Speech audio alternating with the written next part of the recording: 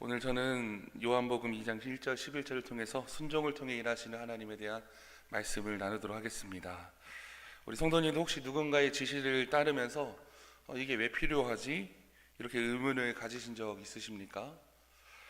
예전에 어떠한 기업에서 이런 일이 있었다고 합니다. 신입사원이 입사를 했는데 회사에 복잡한 보안 지침을 알려준 거죠. 그걸 보면서 속으로는 불평을 했답니다. 아니 뭐 이런 거 알아봤자 절차도 많고 뭐가 이렇게 복잡하지? 번거롭지? 이렇게 생각을 했는데 어느 날 그 회사 네트워크에 사이버 공격이 들어온 거예요. 그래서 그동안 지켜왔었던 보안 절차가 그 회사의 중요한 데이터를 지켜냈다라는 겁니다.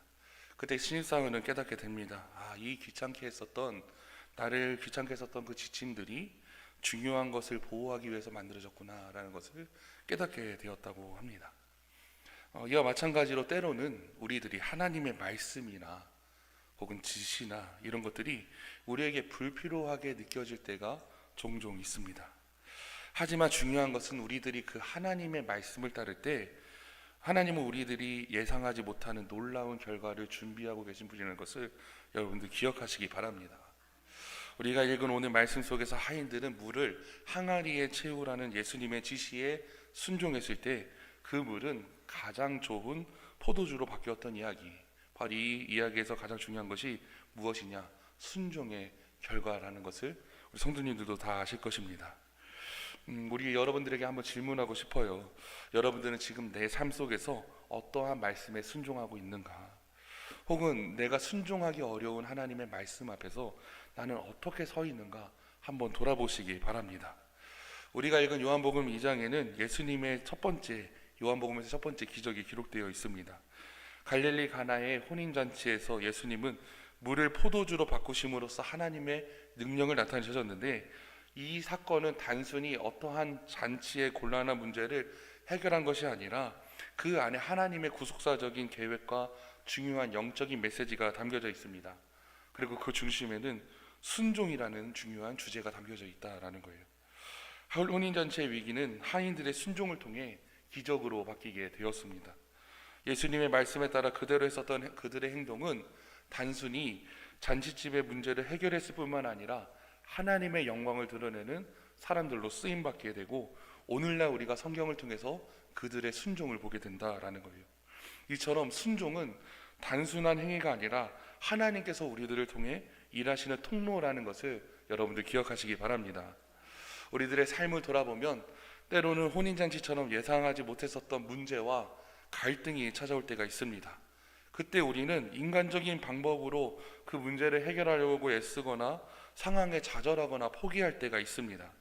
그러나 하나님 말씀에 귀 기울이고 순종할 때 하나님은 우리 삶 속에서 일하시며 그 문제를 해결하시는 분이라는 것을, 그리고 더 큰 영광과 축복을 주시는 분이라는 것을 여러분들 기억하시기 바랍니다. 물론 순종이라는 게 항상 쉬운 선택이 아닙니다. 때로는 이해하지 않는 명령 앞에서 머뭇거리기도 하고, 때로는 손해를 감수해야 될 때도 있어요. 그러나 우리가 순종할 때 하나님은 놀라운 일을 행하시는 분이라는 것을, 놀라운 일을 보여주시고 우리 삶을 변화시켜 주시는 분이라는 것을 여러분들 기억하시기 바랍니다. 그래서 오늘은 특별히 요한복음 2장에 나타난 하인들의 순종을 보면서 우리 그 순종이 어떻게 하나님의 놀라운 기적을 이끌어냈는지, 그리고 또 우리에게 어떤 도전을 주시는지 하나님의 은혜가 충만한 시간 되시길 주님의 이름으로 축원을 드립니다. 첫 번째로 순종은 우리 같이 읽어볼까요? 시작. 순종은 문제를 하나님께 맡기는 데서 시작합니다. 아멘. 우리 요한복음 2장 3절 말씀 같이 읽도록 하겠습니다. 3절 시작. 포도주가 떨어진지라 예수의 어머니가 예수에게 이르되 저들에게 포도주가 없다 하니. 아멘. 행복함으로 가득해야 될 결혼잔치 가운데 위기가 찾아와요. 그 위기는 우리들도 잘 알다시피 포도주가 떨어졌습니다. 포도주가 떨어진 상황은 그 당시 문화로 볼 때 굉장히 큰 위기였습니다. 포도주는 잔치의 기쁨과 풍성함을 상징했었기 때문에 이것이 부족하다라는 것은 어떻게 보면 잔치를 주최한 측에게는 큰 수치와 어려움을 가져다 줄 수도 있었습니다.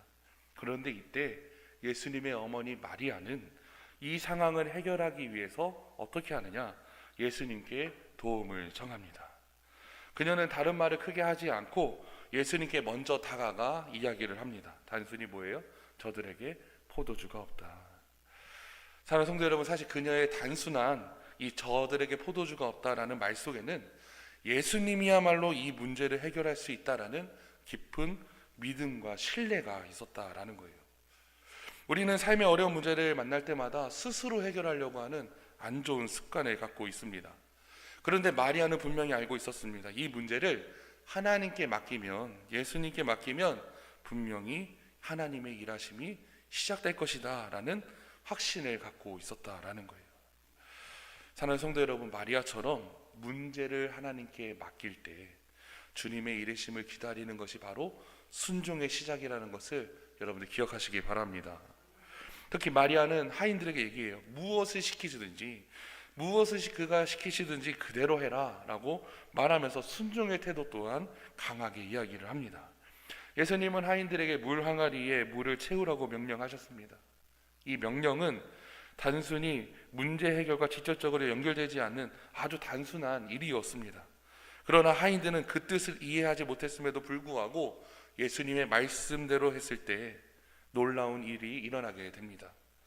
이처럼 순종이라는 것은 모든 상황을 이해해야 하는 것이 아니라 하나님의 말씀을 신뢰하고 행동하는 데서 시작된다라는 거예요. 우리도 때때로 하나님께서 내리시는 명령이 합리적이지 않아 보이실 때가 있습니다.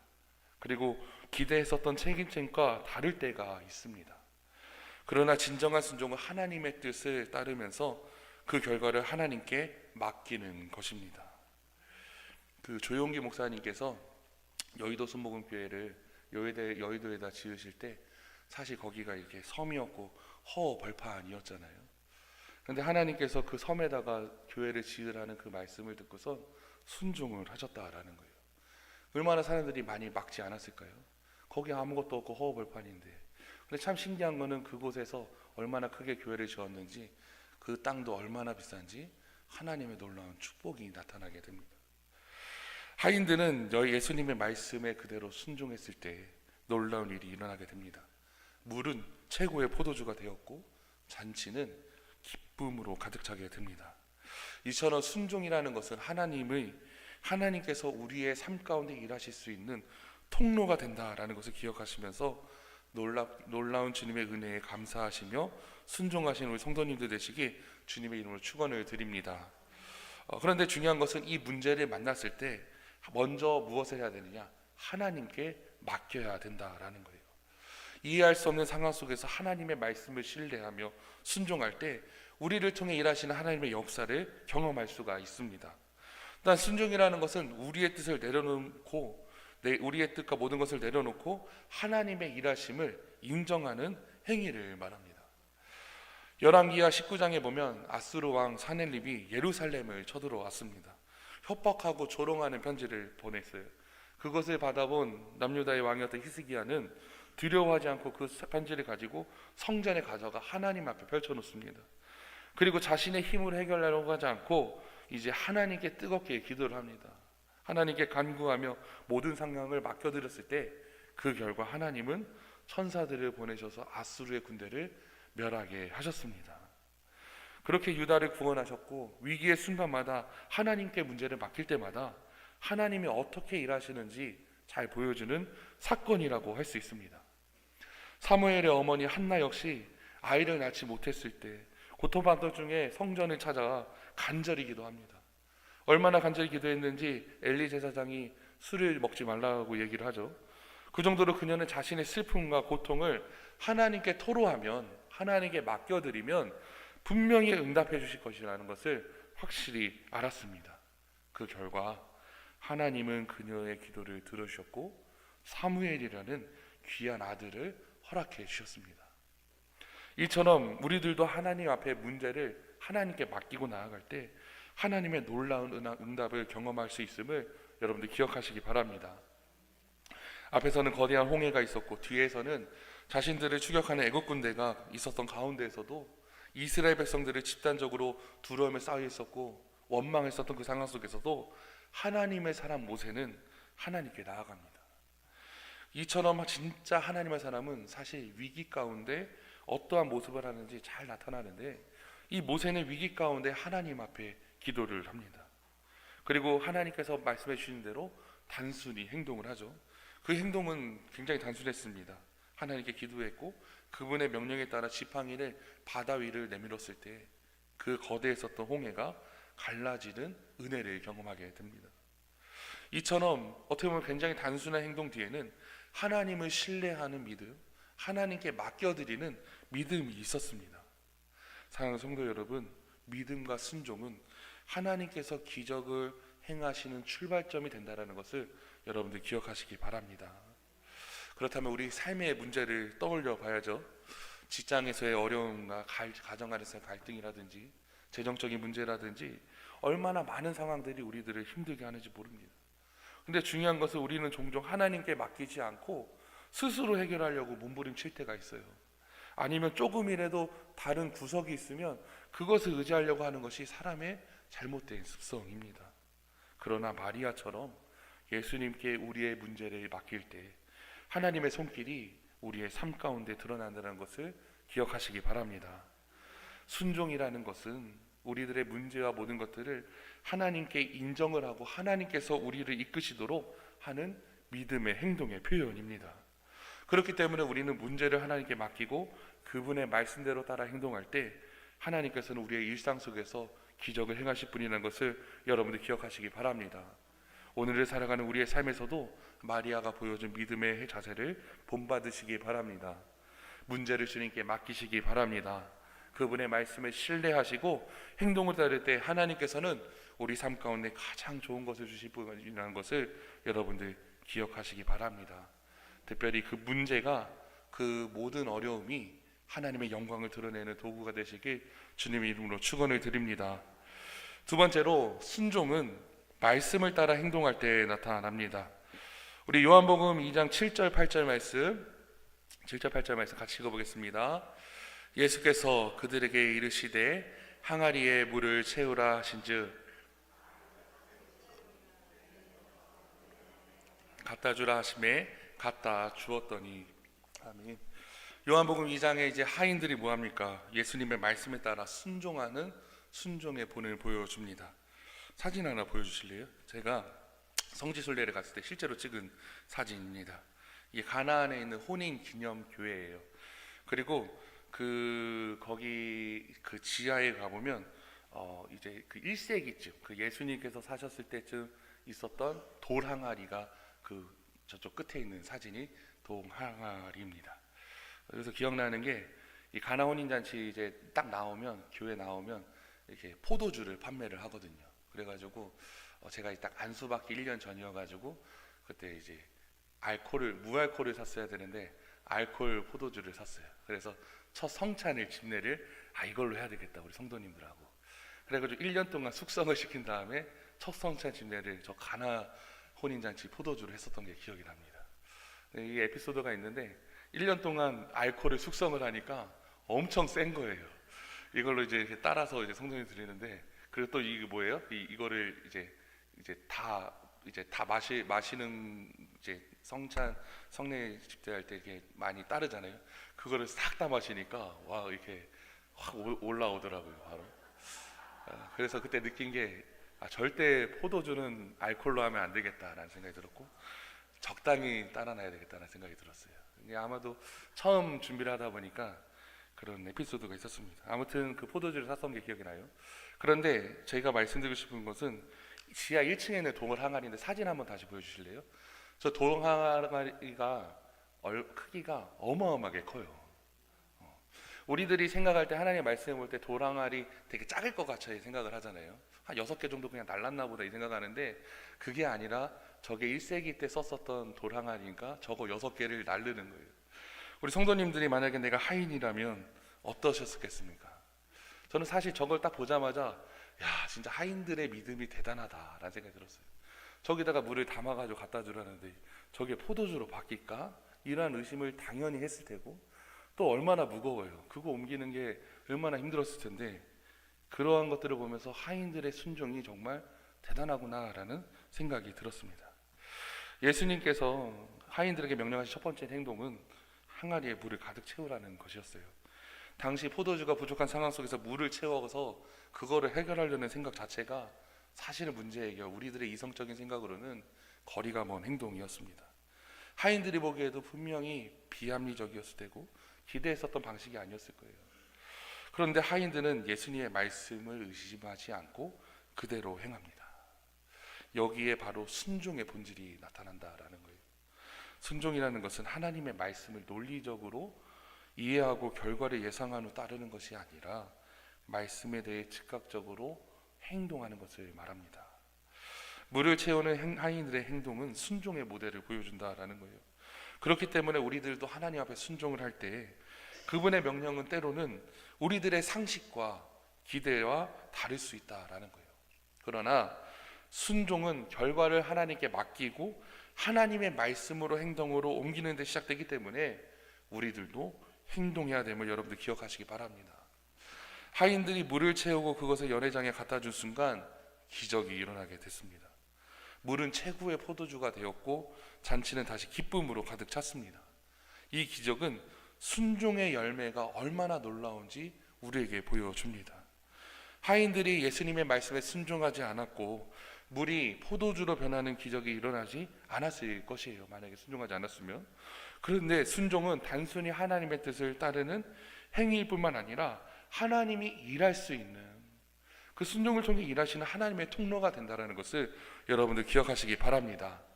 그렇기 때문에 우리의 삶에서도 순종은 하나님의 말씀을 옮기는 데서 완성이 됩니다. 하나님의 말씀을 듣고 깨닫는 것에서 멈추는 것이 아니라 그 말씀을 실천할 때 비로소 하나님의 능력이 드러남을 기억하시기 바랍니다. 종종 우리는 하나님의 명령이 우리의 상황과 맞지 않을 때 당장의 해결책처럼 보이지 않는 때가 있습니다.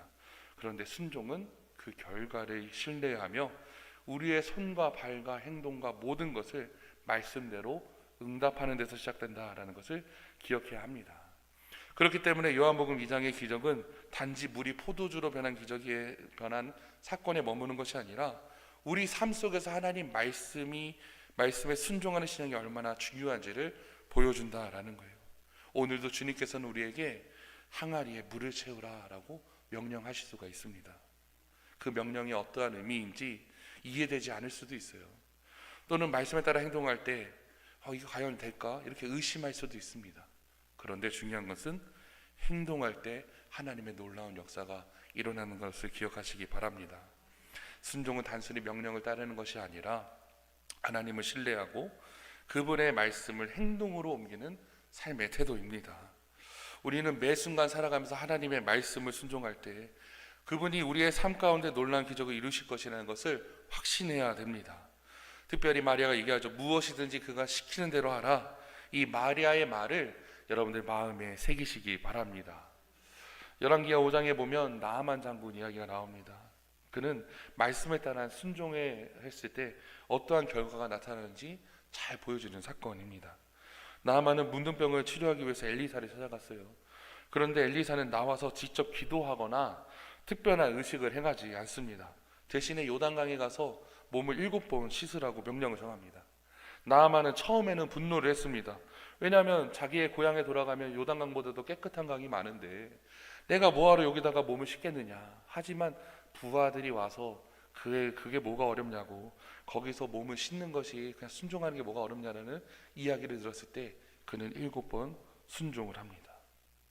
그때 하나님께서는 그의 피부를 아이와 같이 깨끗하게 해주셨다라고 말씀을 통해 우리들은 알고 있습니다. 나만의 경험했었던 치유의 경험은 그의 순종과 행동으로 이어졌기 때문에 자신의 상식과 벗어나는 행동임에도 불구하고 하나님의 말씀대로 살려고 했었던 행동이었기 때문에 위대한 역사가 나타나게 됩니다. 누가복음 5장에 보면 예수님께서 갈릴리 호수에서 베드로의 배를 빌리시고 말씀을 전하셨어요. 밤새 수고했었던 베드로는 너무나도 힘든 상황이었지만 예수님께서 말씀하세요. 깊은 곳에 가서 그물을 던지라는 명령을 하세요. 참 어이가 없는 것은 물고기들도 사실은 그물을 보고 피한다고 합니다. 낮에 그물을 던진다는 것은 물고기들이 피하기 때문에 어부들은 일부러 밤에 가서 그물을 던지는데, 참 신기한 거는 베드로가 밤새 고기를 잡은 수고를 했는데도 하나도 못 잡은 상태였는데도 예수님의 말씀이 비합리적인 것도 알았음에도 불구하고 그는 말씀에 의지하여 내가 그물을 내리겠습니다 라고 얘기해요. 그리고 순종했을 때 그물이 찢어질 정도로 하나님의 축복을 누리게 됩니다. 우리들의 경험과 논리는 하나님의 말씀을 제한할 때가 있습니다. 그런데 중요한 것은 순종할 때 하나님의 능력을 경험할 수 있음을 기억하시기 바랍니다. 이 하인들이 했었던 행동은, 물을 가득 채우는 행동은 순종을 넘어 하나님을 향한 그 믿음과 신뢰를 보여줍니다. 성경은 그들이 얘기를 하죠. 항아리에 뭘 가득 채웠다를 가득 채웠다라는 것은 주님의 말씀에 대해서 어느 정도 그냥 절반만 채우고 갖다 준 게 아니라, 가득 채웠다라는 것은 하나님 말씀에 온전한 순종을 했다라는 것을 의미를 합니다. 만약 하인들이 물을 반만 채웠으면 가볍게 들고 갔겠죠. 하지만 그것은 기적도 반쪽짜리였든지 하나님의 기적이 나타나지 않았을 수도 있습니다. 그래서 우리들은 무엇보다도 하나님께서 주시는 말씀에 가득 찬 순종으로 반응하셔야 합니다. 여러분들의 시간과 노력과 마음, 육체와 모든 것들을 하나님께 온전히 드리시기 바랍니다. 이해되지 않아도 주님을 따라 행동해야 합니다. 그것이 말로 하나님이 원하시는 순종입니다. 우리들의 삶 속에서 하나님의 말씀이 이해되지 않을 때, 직장에서 어려운 결정을 내리거나 가정에서 갈등이 있을 때 말씀대로 사랑하고 용서하고 섬기라는 명령이 때로는 비현실적으로 느껴질 때가 있어요. 그런데 중요한 것은 하나님의 말씀 그 자체로 생명과 능력이 있음을 기억하시고 말씀에 따라 행동하실 때 하나님의 놀라운 은혜와 축복을 누리시는 우리 성도님들 되시길 주님의 이름으로 축원을 드립니다. 말씀을 순종하는 것은 단순히 종교적 의무로 하는 것이 아니라 하나님이 우리의 삶을 변화시키는 과정 가운데, 하나님이 우리의 삶 가운데 일하시는 그 과정 가운데 나타나는 것이라는 것을 기억하시며 더욱더 온전한 순종을 하시길 주님의 이름으로 축원을 드립니다. 마지막 세 번째로, 순종은, 우리 같이 읽어볼까요? 순종은 기쁨과 만족을 가져옵니다. 아멘. 단순히 이 장의 기적은 물과 포도주가 변한 사건이 아니라 이 기쁨과 순종이 다른 문제 해결을 뛰어넘어 풍성한 기쁨과 순종을 가져온다라는 사실을 의미를 합니다. 사실 그 잔치 이전에 있었던 포도주도 사람들이 만들었어요. 사람들이 만든 포도주도 기쁨을 줄 수 있습니다. 그런데 정말로 참된 기쁨은 누가 주시느냐? 하나님이 만든 것이, 하나님이 만들어 주실 때, 하나님이 일하셨을 때 큰 기쁨이 누리게 됩니다. 예수님의 말씀에 따라 물을 가득 채운 하인들의 순종은 어떻게 보면 굉장히 작은 행동이었지만 그 잔치의 분위기를 완전히 변화시키는 열쇠가 되었습니다. 순종은 개인의 삶을 넘어 공동체와 주변에도 기쁨과 축복을 나눠주는 축복의 통로가 된다는 것을 여러분들 기억하시기 바랍니다. 우리 본문 요한복음 2장 10절 말씀 같이 읽어볼까요? 시작. 말하되 사람마다 먼저 그대는 지금까지 좋은 포도주를 두었도다 하니라. 아멘. 예수님께서 만드신 포도주는 단순히 부족한 양을 채우는 것을 넘어서 잔치의 기쁨을 최고로 올리는 요소가 되었습니다. 이 말씀은 우리가 하나님 앞에 순종할 때 우리의 필요를 채워주시는 것 이상으로 우리가 상상할 수 없는 최상의 것을 주시는 분이 바로 하나님이심을 보여주십니다. 그 결과 최고의 포도주가 만들어졌어요. 잔치는 다시 풍성한 기쁨으로 가득 찼습니다. 바로 하인들의 순종을 통해서 문제가 해결됐고 놀라운 기적이 일어나게 됐다라는 거예요. 하나님께 순종할 때 우리들은 그분의 뜻을 온전히 따를 수 있게 됩니다. 순종은 때로는 우리들의 생각과 계획과 다를 때도 있지만, 그러나 하나님의 말씀에 귀를 기울이고 그분의 뜻을 따를 때 하나님의 선하신 계획에 들어가게 된다는 것을 여러분들 기억하시기 바랍니다. 또한 순종은 단순한 결과에 대한 만족만 가져오는 것이 아니라 그 자체가 우리들의 믿음을 키우고 하나님과의 관계가 더욱더 분명해지는 깊이가 생기게 되는 것을 기억해야 합니다. 아브라함은 이삭을 번제로 드리라는 하나님의 명령에 순종했을 때 그는 하나님의 공급하심과 신실하심을 새롭게 경험하게 되었습니다. 순종의 과정 속에서 우리는 하나님을 더욱 신뢰하게 하고 그 신뢰는 우리의 삶 속에 깊은 만족과 평안을 가져다 주십니다. 순종이야말로 기쁨으로 가는 문임을 기억하시기 바랍니다. 때로는 즉각적인 기쁨이 느끼지 못할 수도 있어요. 그렇지만 하나님께서는 분명히 순종하는 자에게 만족과 축복을 허락하시는 분이라는 것을 기억하시기 바랍니다. 우리 참 좋으신 하나님은 언제나 우리의 삶 가운데 선한 것을 주시기를 원하세요. 그러려면 우리들은 무엇보다도 하나님 말씀을 따르고 그분 뜻에 순종할 때 우리를 향한 하나님의 계획과 축복은 더욱더 분명하게 선명하게 드러나게 됩니다. 특별히 우리 사랑하는 성도 여러분, 순종은 우리의 모든 삶을 하나님께 맡기고 그분의 말씀에 따라 살아가는 데 시작된다는 것을 기억하시며 하나님 앞에 순종하시기 바랍니다. 순종은 단순한 희생이 아니라 참된 기쁨과 영적인 만족으로 우리들을 이끌어 갑니다. 마리아의 순종과 하인들의 순종은 모두 단순한 행동에서 시작되었지만 그 결과 혼인잔치에 참석한 모든 사람들에게 기쁨과 만족을 안겨주었습니다. 하나님은 우리들의 순종을 통해 우리가 풍성한 기쁨을 누리는 것을 넘어서 그것을 다른 사람에게 흘러가게 하시는 분이심을 기억해야 합니다. 특별히 가나 혼인잔치 아이들은 명령만 따랐지만 분위기가 완전히 바뀌었고 하나님의 놀라운 은혜의 기적의 주인공들이 되게 됩니다. 특별히 우리들의 기적이, 우리들의 순종이 하나님의 놀라운 기적이 흘러넘치는 축복의 통로가 되시길 주님의 이름으로 축원을 드립니다. 무엇보다도 우리들에게 있어서 순종이 사소해 보일지라도 하나님은 그 순종을 통해 우리의 삶에 기쁨 주실 뿐만 아니라 우리 가족과 옆에 있는 친구들과 교회 공동체와 여러 사람들에게 풍성한 축복의 통로로 우리들을 사용하신다라는 것을 기억하시기 바랍니다. 말씀 마무리하겠습니다. 요한복음 2장의 가나 혼인잔치는 단순히 물이 포도주로 바뀌는 초자연적인 현상을 넘어 순종이 어떻게 기적을 이루는가 세 가지를 보았습니다. 특별히 우리들의 순종을 하나님께 맡길 때 시작된다라는 것, 마리아처럼 우리의 한계를 인정하고 하나님 앞에 나아갈 때 하나님의 놀라운 일이 우리들의 삶 가운데 시작될 것입니다. 두 번째로 순종은 이해되지 않아도 말씀 따라 행동할 때 완성되어집니다. 우리 성도님들, 특별히 하나님의 말씀처럼 물을 채우라는 말씀에 의심을 가지 않았던 하인들처럼 그대로 주님의 뜻에 순종하시기 바랍니다. 또한 순종은 결과적으로 기쁨과 만족을 가져옵니다. 혼인잔치의 최고의 포도주가 나온 것처럼 여러분들의 삶 가운데 우리의 순종을 통해 하나님의 풍성한 은혜가 나만 누리는 것이 아니라 다른 이들에게 풍성하게 흘러넘치는 축복과 통로가 되시길 우리 성도님들 주님의 이름으로 축원을 드립니다. 기도하겠습니다.